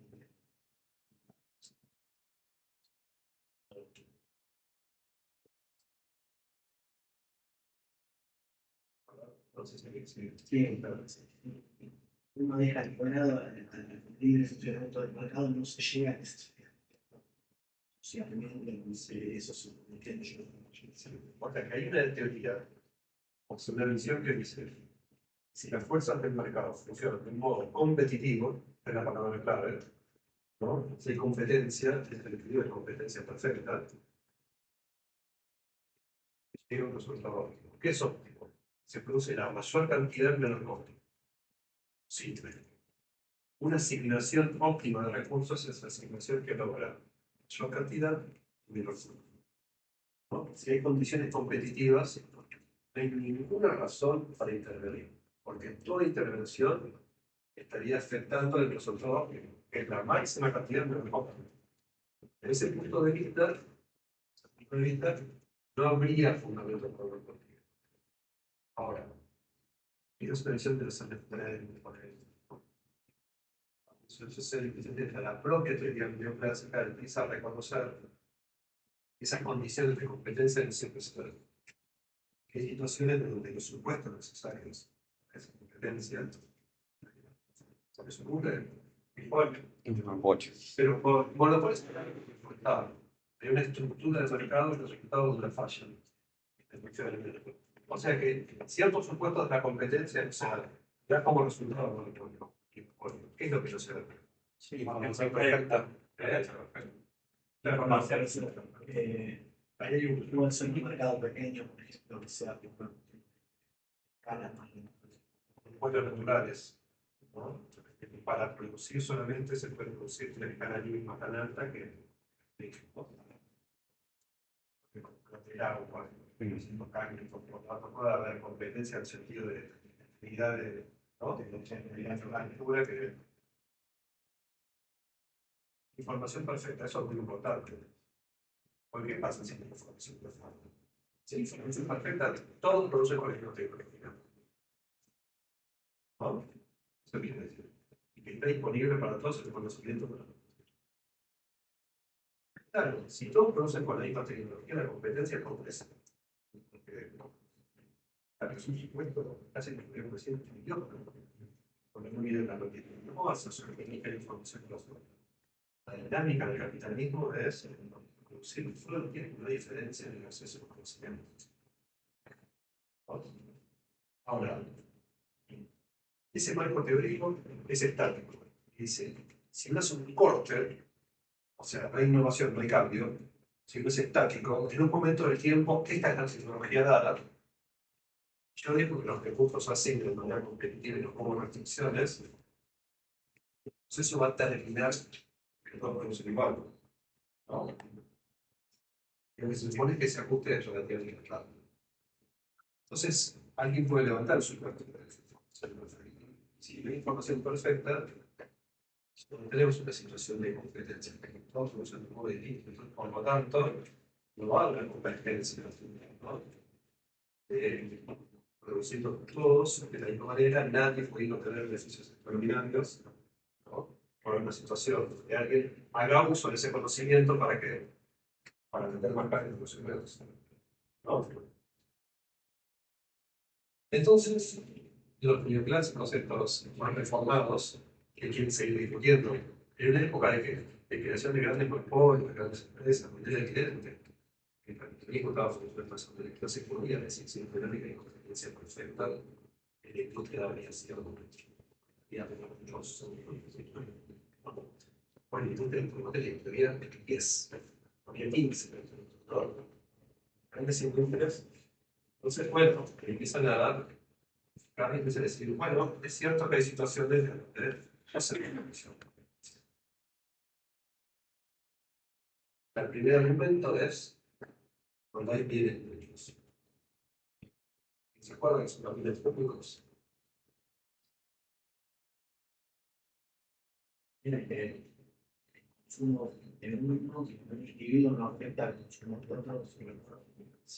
Bien. Eso es que no hay individualidad. ¿No? No hay privacidad. No hay privacidad. Si yo me produzco una hamburguesa, se la come yo, me la come otro. No lo pueden comer. Una hamburguesa entera con dos. Pero si yo proveo defensa nacional, no tengo problema. ¿Sí? Uno consume esa defensa no le agota. La otra característica, no plenamente incluyente, pero no puedo tampoco, cuando proveo defensa nacional, decir, vamos a teléfono. Porque no pagaste, para. Yo puedo decir, el que quiere defensa nacional que pague. Lo vendo como mecanismo, ¿no? Quiere tener defensa que pague por eso, por ese servicio. Ahí dice, bueno, yo no pago. Pero no tengo el mecanismo para decir, no te proveo a vos defensa nacional. Estado público. Y el consumo va a ser la persona que va a ser más alto, que va a ser más. Pero el propio público individual es. El consumo, sí. Ahora, el empleo público en un barrio privado ya tiene siempre solamente lo que pagan el barrio privado, ¿no? Eso no tiene por exclusividad parcial, ¿no? Está dentro de lo que. Pero el argumento ahí es que como tenemos características de bien público, vamos a tener un problema de incentivos a que la inversión privada interna. No va a poder recuperar la inversión. Quiero tener un ejército. Tendré que el sector privado lo haga y no. ¿Cómo hacer? Yo quiero tener un empleo público. ¿Cómo hago para que pueda comprar? ¿No? Entonces, el resultado es que cuando tengo características de bien público, tengo subinversión de algo que es socialmente deseable. Entonces, ahí que se puede hacer dos cosas. Porque el Estado lo provea, o que construya mecanismos de exclusión. Por ejemplo, el peaje gratuito. Hay que lograr que quiere ser una objetivo. Si yo dejo que los automovilistas se las arreglan, nosotros paguen, cuando tengo que encontrar una forma, una ley que diga que los que usan esa autopista tienen que pagar eso y que ese tiene un monopolio de pagar eso a cambio de que inviertan, ¿no? La regulación. La regulación del monopolio de las condiciones para proveer que servicios de este tipo, ¿no? Si yo dejaría eso en el mercado, o si solo no está arreglaría, solamente está arreglada si el Estado le da el monopolio de eso a uno, y el producto de competición. No funciona el mecanismo porque hay características. Bueno, eso sería. Entonces, los propios geoplásticos utilizan seis características de un público más eficiente intervenir que no intervenir. Ahora, tenemos la situación de las consecuencias que tiene el intervenir. Solo para resolver la falla del mercado, no me entiendo eso. El falla del mercado hay que intervenir porque la intervención es peor. Segundo elemento, mercados no competitivos. Entonces, bueno, ahí tenemos información perfecta.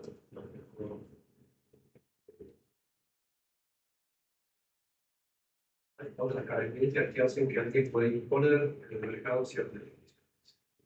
Entonces, por ejemplo, una empresa que tiene mucha fuerza en algo puede utilizar la fuerza de su activo para incidir en su cliente en el proceso. Por ejemplo, yo tengo una empresa que provee internet, que pueda dar un descuento en internet para vender de telefonía.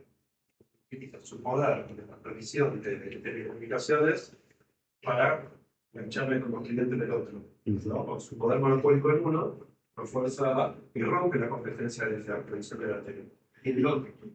¿No? Cuando hay poder monopólico, hay una distorsión de la competencia. Hay la solución de la competencia. Esto es muy fuerte en Estados Unidos. ¿No?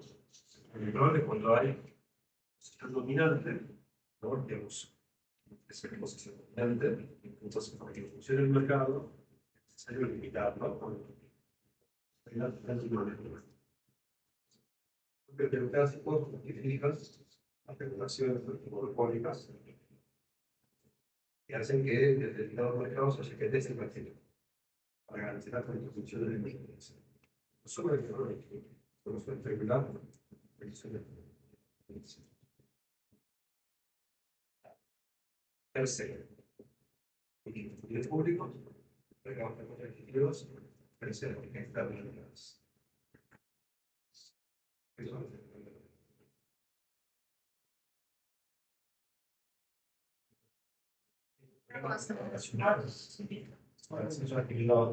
¿cómo?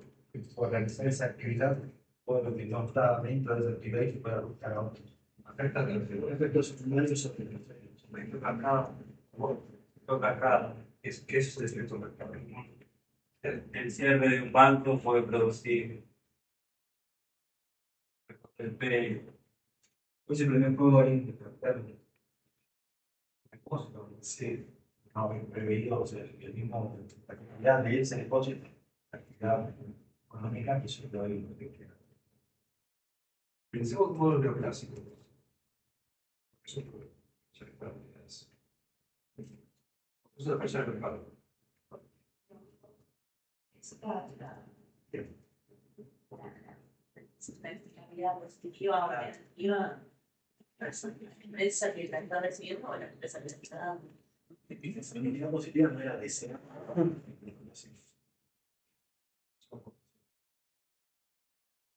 La externalidad es un efecto que hace uno que afecta a otras personas. Si la externalidad es negativa, yo hago algo, tengo un costo y no lo asumo yo. Lo asumo el tercero. La empresa tiene un sentido para ser así. ¿No? Por el ejemplo más claro. La empresa que contrata el empleado. Si uno se carga con ese costo, ¿qué hace la política pública? Eso tiene que si la empresa se encarga de acciones ambientales para que la empresa se haga cargo de esos costos, pero que se externalice esos costos para la sociedad. ¿No? La política industrial está viendo un poco cómo externaliza sus costos para que no se suban. ¿No? O sea, que tiene que coincidir la asignación de los recursos y los recursos. Es una asignación eficiente de recursos. Ese es uno. El otro es externalidad positiva. Yo hago algo, frente al cero que se beneficia. Por ejemplo, formo a mis empleados. Después yo se va. Y los toma otra, se beneficia de la prestación que yo me di. Yo invertí como yo invertí y el empleo se va. ¿Qué pasa eso? Es un desincentivo para que yo forme los empleados. ¿No? Piensa en una mentalidad neoclásica. Para que yo invierta, me tengo que garantizar que voy a poder beneficiar de eso. Cuando hay externalidad de su parte, no me puedo apropiar de eso. Entonces no bien perdido. Pero en términos de un punto, conviene que todos se pierdan. ¿No? Sí. ¿Cuál sería la solución? Por ejemplo, que el Estado pague parte de la formación. ¿Okay? Eso se va a beneficiar a la sociedad y no solamente a la empresa. Se asume que el costo, es un mecanismo que considera que invierte y quién se lo apropia. La empresa va a invertir, se va a apropiar un poco, pero otra parte va a beneficiar a la sociedad. Entonces el costo tiene que coincidir. Siempre que todo el grupo de programa de formación de algún modo se reparte el consumo de empresa. Entonces, tiene que coincidir para que haya designación de los recursos, beneficios y costos. Solo en estos casos se justifica la diferencia. ¿Sí? Solo en estos casos.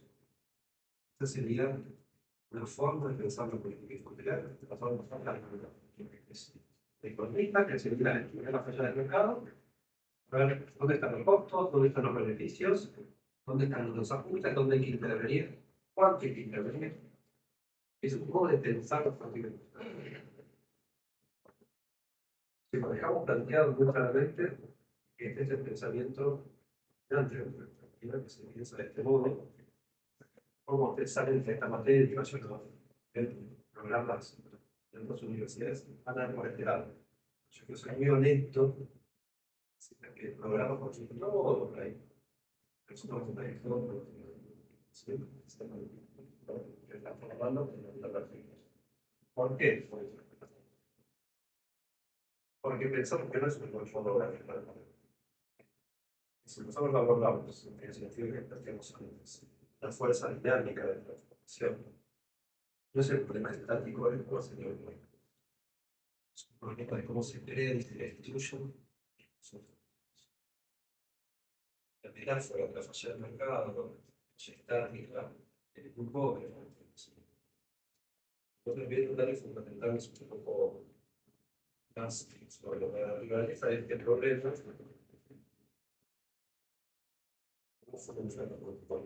Igual que para la materia nuestra pasada de pensamiento y desarrollo, de eso. No hay tal cosa que hay una revolución industrial, ese saber productivo inmediatamente se difunde en todo el planeta, todos tienen ese saber productivo y el problema es cómo se asignan los recursos productivos dado que se necesita. Es que la competencia capitalista consiste principalmente en la capacidad de monopolizar la capacidad productiva emergente y nueva. Y el tipo de competencia capitalista fundamental es cómo producir la conocimiento y influir a los demás de ellos para poder rentabilizar.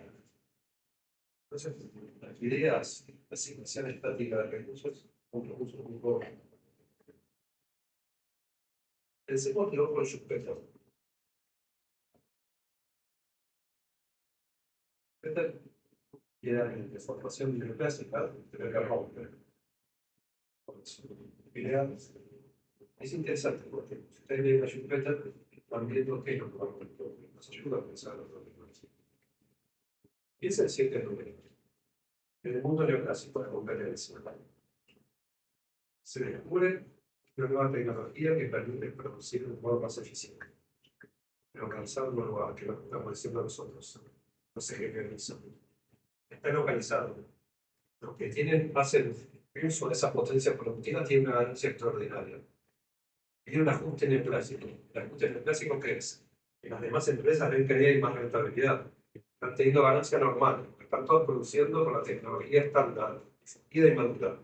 Todos producen con ganancia normal, mundo neoclásico. Y de golpe hay un lugar de ganancia extraordinaria. ¿Cómo crea el sistema?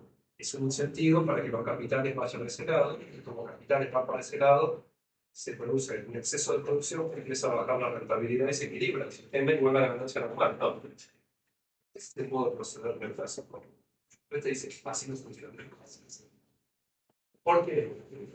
Vamos a ver la metáfora.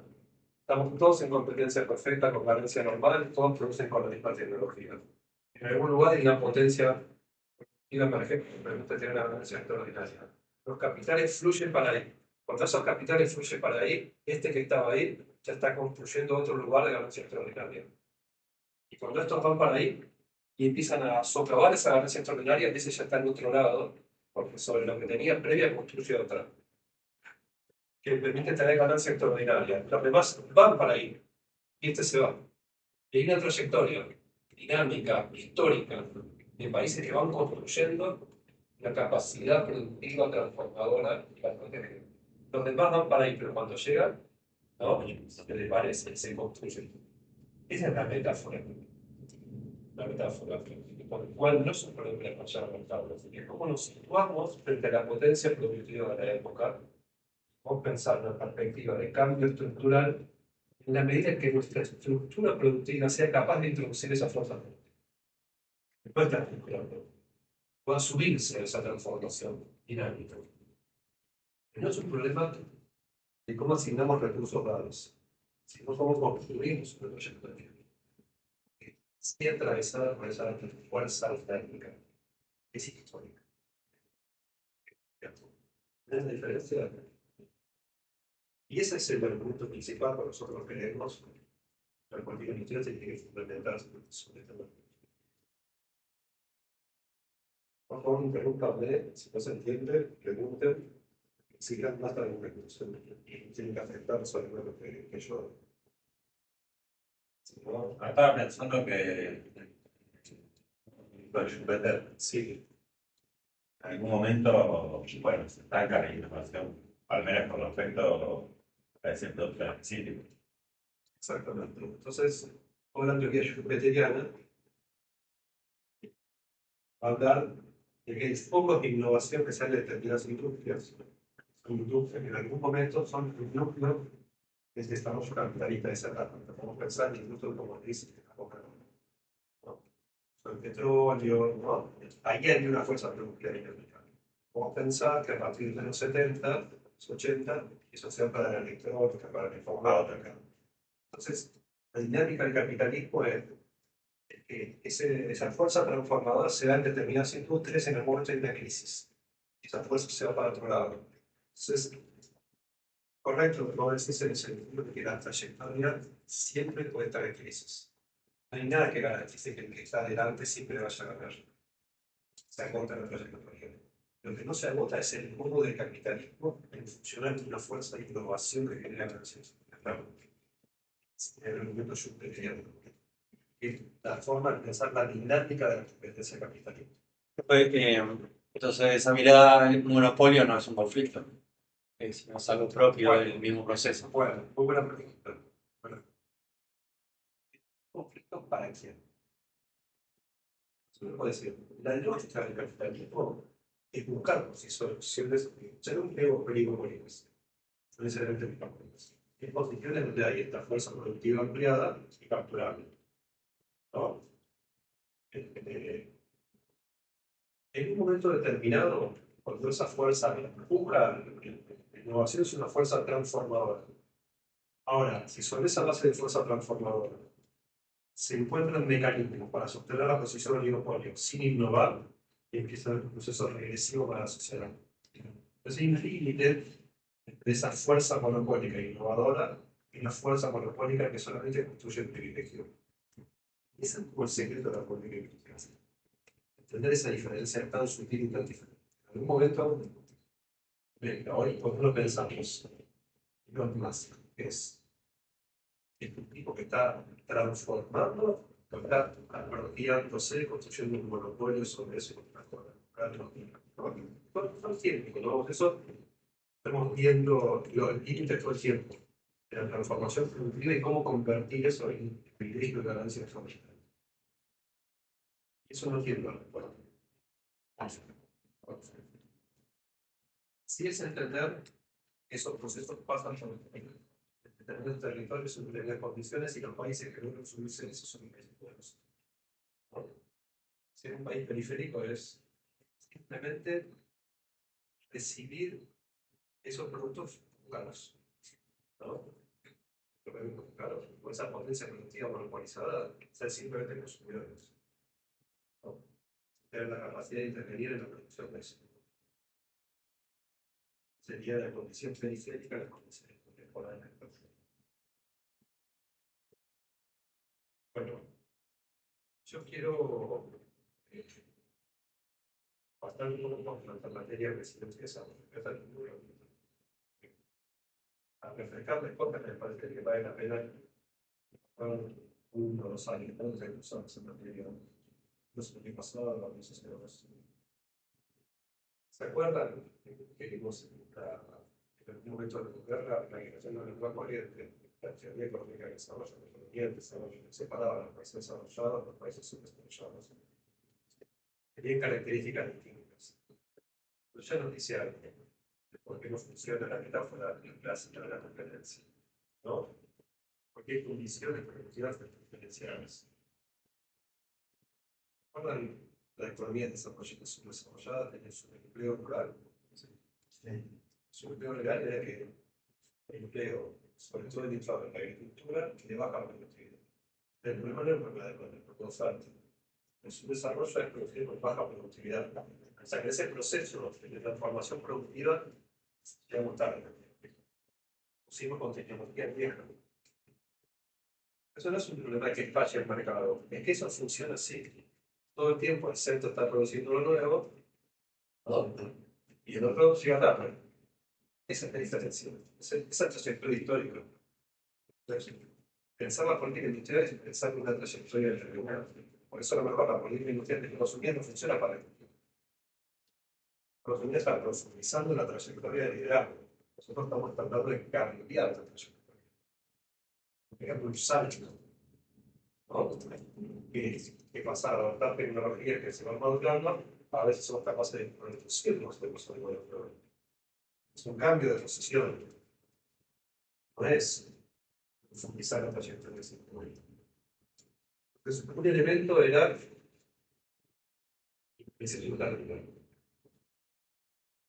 y otro era la utilización tardía. La utilización tardía era que nosotros queremos individualizar cuando el mundo ya está con el liderazgo industrial consolidado. Si abrimos a la competencia, se puede inhibir el proceso de desarrollo de nuestras capacidades. El otro tiene una ventaja de productividad tan grande que la exposición de la trayectoria que se encuentra. Entonces necesitamos eso que estaba pensado para esa época industrial del sector manufacturero, tenemos que volver a pensar ahora. ¿No? Es lo que se ha muerto. Los fábricos procesos de aprendizaje, de creación de conocimientos, ¿no? Y promocionarlos.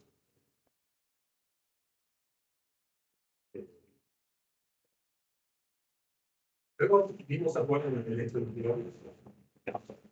Lo que vimos en el concepto de derecho industrial viene de ahí. Viene la idea de que nos especializamos en actividades que están sujetos al deterioro de la información. ¿Qué quiere decir eso? Que ha aumentado la eficiencia productiva, pero no tanto los precios. Entonces, si nosotros importamos bienes oligopólicos, los oligopólicos vienen con precios altos. Nosotros producimos bienes que son de competencia correcta, los precios van sobre los costos, ¿no? En ganancia normal, nosotros lo que exportamos, importamos productos con precios altos porque son oligopólicos. Entonces, el problema nuestro no es aumentar la eficiencia en lo que estamos preparados. Tratar de mover la conectividad. ¿No?